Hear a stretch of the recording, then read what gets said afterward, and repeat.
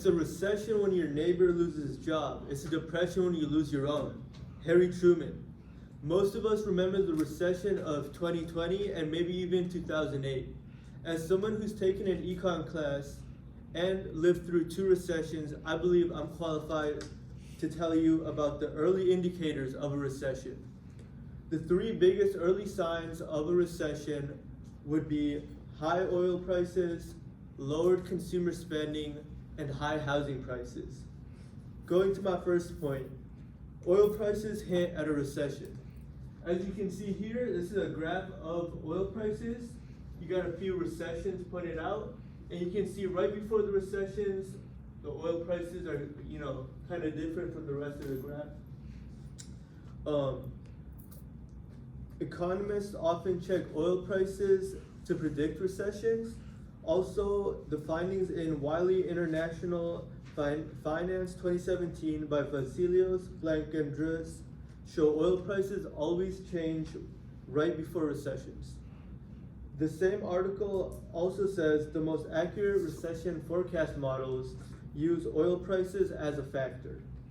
So an indicator of a recession would be inconsistent gas prices. You can also use gas prices as the indicator of a recession because specialists do the same. Most recessions have had high gas prices beforehand. As you can see here, all the gas prices go up a lot right before, it drops and the recession starts. So, as an indicator of a recession, the oil prices shocks in causing U.S. recessions 2017 by Lutz Killen says every recession after 1973 has had high gas prices beforehand.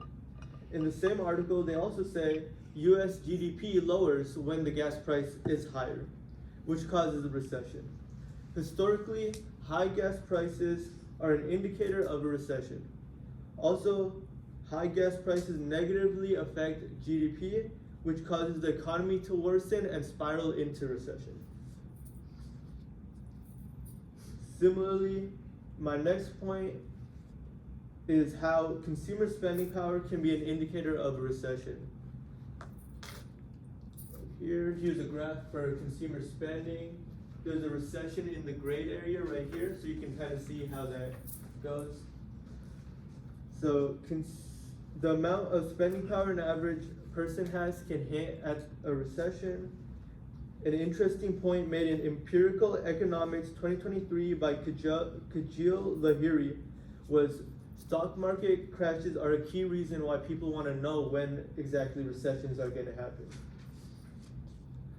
Similarly, consumer spending and U.S. employment from 2007 to 2009 recession through 2022 by Stephanie Bartello says a cut in employment leads to reduced spending power.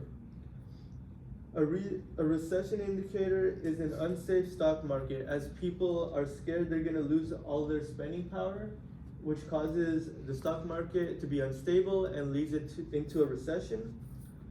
Also, high employment rates lead to lower spending and bad economy, which becomes a recession. Another thing that signals an upcoming recession is the value of the dollar. U.S. monetary policy and China's exchange rate policy during the Great Recession 2019 by Terelia Juha says increased federal interest rates devalue the dollar, which leads to recession. The article also says inflation leads to recessions and high federal interest rates are recession indicators as they devalue the dollar and take away the spending power people have, which leads the economy downwards into a recession. Inflation also devalues the dollars for the same reasons. My final topic is how housing prices can be a sign of a recession. As you can see, the grayed out areas are places where recessions happen, and these are, the price of housing, how they work. So, because real estate prices are used by economists to determine recessions, early bird catches the worm, finding the most effective early warning indication of recession 2022 by Felipe Basic says one of the most important things for predicting a recession is the real estate price index. Once again, in the study, they say data from 11 countries prove that there is a correlation between housing and recessions. High housing costs also lead to debt, and so bad economy and recession. The local geographies of the financial crisis, from the housing bubble to economic recession and beyond, 2011 by Ron Martin, says the increased housing costs lead many into paying for rent and mortgages with debt, which creates a bubble. When popped, leads to recession. From the same article, it says high housing prices lead to debt that negatively affects consumer spending and destroys the economy, leading to recession.